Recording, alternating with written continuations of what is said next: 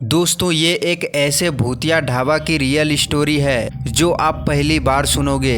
लेकिन उससे पहले अगर आपने अभी तक इस वीडियो को लाइक नहीं किया है तो एक लाइक कर दें और चैनल को सब्सक्राइब कर लें और कमेंट में अपना प्यारा सा नाम बता दें। तो चलिए बढ़ते हैं कहानी की ओर।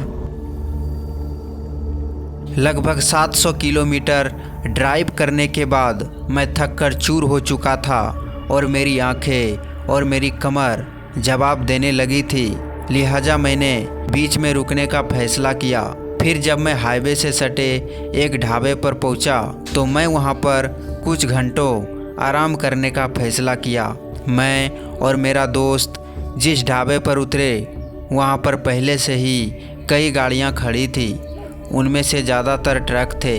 फिर हम दोनों ने ढाबे पर रात का खाना खाया, फिर गाड़ी में जाकर लेट गए क्योंकि अभी रात के तकरीबन 2:30 बज रहे थे। तो सफ़र के थकावट के चलते मैं जल्दी ही नींद में पड़ गया।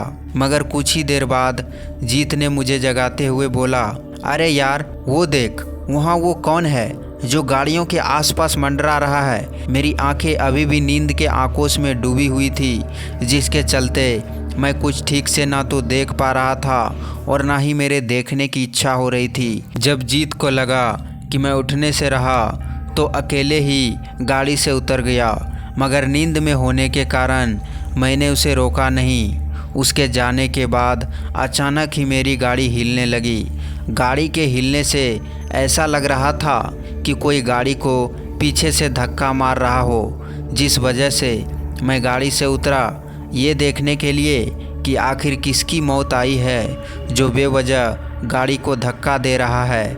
फिर जब मैं गाड़ी से उतरकर गाड़ी के पीछे पहुंचा तो वहां पर कोई भी नहीं था, मगर गाड़ी अभी भी वैसे ही ले जा रही थी। गाड़ी को अपने आप हिलता देख मेरी नींद एकदम से उड़ गई। मैं अभी हैरान भरी नज़रों से अपनी गाड़ी को हिलता हुआ देख ही रहा था कि तभी मुझे लगा कि मेरे पीछे कोई है। उस वक्त मैं इतना दहशत में था कि मैं पीछे देखने की बजाय वहां से सीधे ढाबे की तरफ भागा।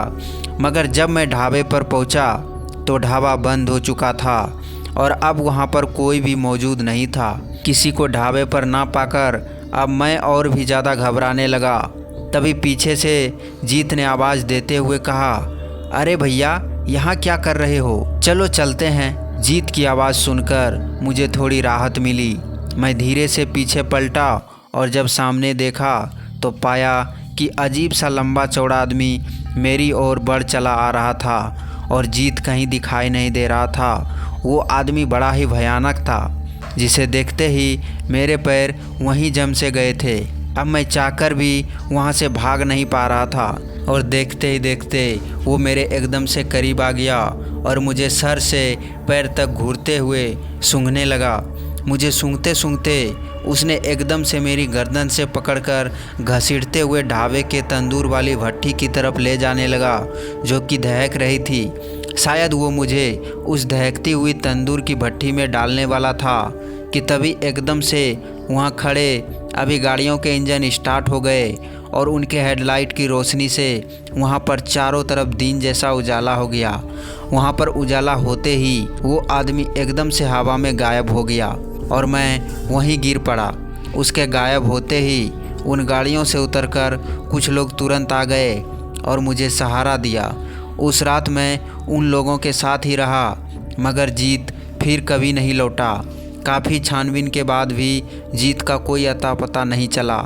उस हादसे के बाद मुझे पता चला कि बहुत पहले उस ढाबे पर वो आदमी खाना खाने आया था। उसने खाना तो खा लिया, मगर जब पैसे देने की बारी आई तो उसके पास पूरे पैसे नहीं थे, जिस वजह से उसने हाथ जोड़ते हुए ढाबे वाले से कहा, बाबूजी अभी तो पूरे पैसे नहीं है, मगर महीने भर के बाद वापस लौटा दूंगा। मगर उस ढाबे का मालिक थोड़ा सनकी दिमाग का था।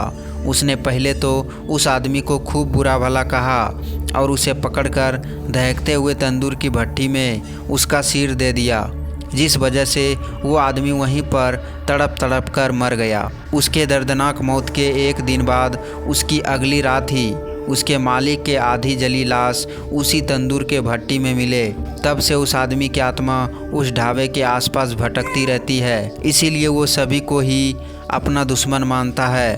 तो दोस्तों, इस कहानी में बस इतना ही। तब तक के लिए बाय एंड टेक केयर।